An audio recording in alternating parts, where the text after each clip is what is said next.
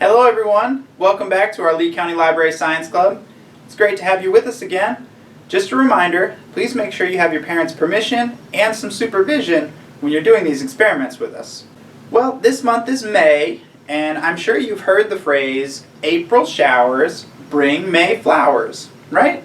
Well, this month we are going to be making our own flowers. But instead of growing nice pretty flowers outside, we're going to make tie-dye flowers on some fabric, like maybe a t-shirt.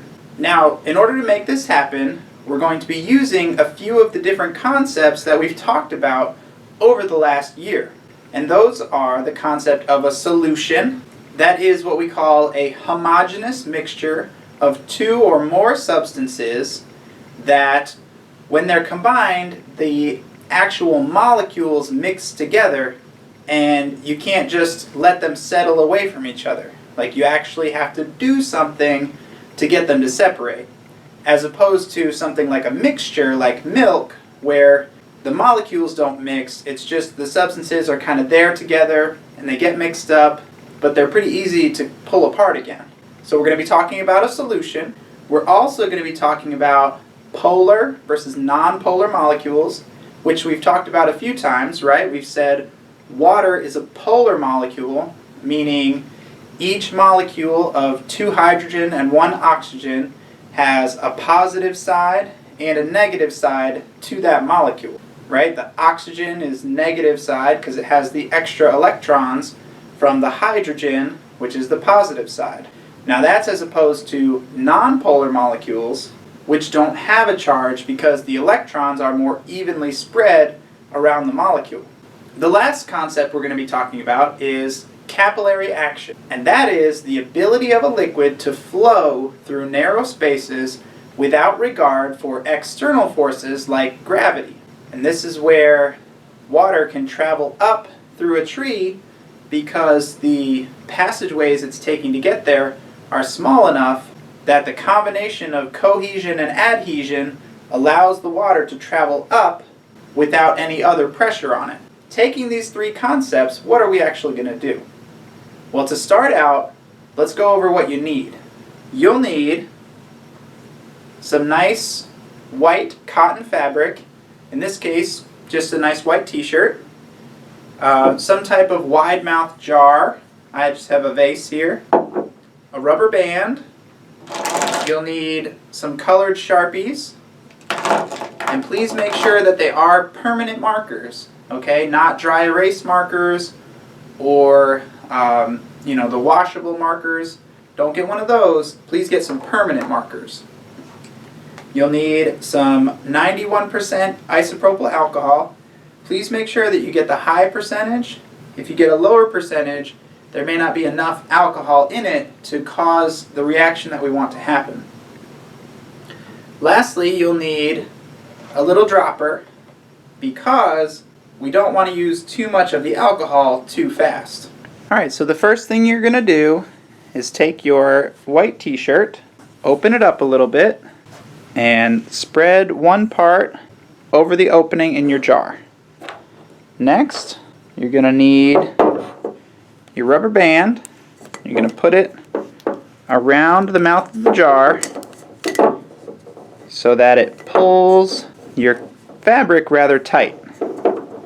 Next, you're going to take your colored markers and you're going to create some kind of pattern that you like. I'm going to start with a nice black center. I'll put some color around it. Now, one thing to think about while you're doing this, why is permanent marker permanent? What does that actually mean? Well, we mean it's permanent by the fact that it's hard for us to wash it out, right? But what makes it hard to wash out? Well, as we talked about before, it's because of the polar versus non-polar molecules. So, in water, it has polar molecules, right? So in order for this ink not to be able to be washed out, it would have to be in a solution of non-polar molecules, right? So as we said before, a solution is a mixture, a homogeneous mixture of molecules. So within this permanent marker, there's ink which means it's some kind of dye plus something for the dye to sit in, which in this case is a nonpolar solvent. And so, since it's nonpolar, when you put it in the washing machine, the water is not able to attach to those molecules and it's not able to wash it away. So it's permanent. We have here, though, some isopropyl alcohol, right? And we said that alcohol is nonpolar. So when it hits the also nonpolar ink molecules, they are going to be able to mix together. The alcohol is going to move those ink molecules. But the alcohol is able to spread through the shirt through capillary action, like we talked about before. Now, you don't want to overwhelm your ink with your alcohol, because we do want it to be able to spread out. So you just want to drop some in there and let it spread. Now, once you've got your ink and your alcohol in there, you're going to want to let it sit for about 5 minutes or so to let the colors spread and kind of set. And then you'll be able to take it off and move to a different spot and do it again. So I'm going to let this sit for a few minutes, and then I'm going to come back and do another spot. Alright, so here you can see my first flower again. It's expanded a little bit, the colors have blended, and I've got a nice little tie-dye flower. So now we're going to remove the rubber band, and I'm going to move it to a different section of the shirt, and we're going to repeat the process. Now, as we said before, we have a nonpolar ink mixing with nonpolar alcohol to form a solution that is then able to travel through the fabric due to capillary action. Because as you'll remember, the small fibers within the cotton act as passageways for a liquid to be able to travel through them on its own using its cohesion and adhesion. So now that we have another flower drawn, let's get some more alcohol in our dropper. And like I said, we don't want to overwhelm it. You're just going to drop enough to make the area moist and make the alcohol want to travel a little ways through the shirt using its capillary action. Alright, so now we're going to let that one sit again for a little while, and we'll come back and do another one. Alright, so you see here we've got another nice flower.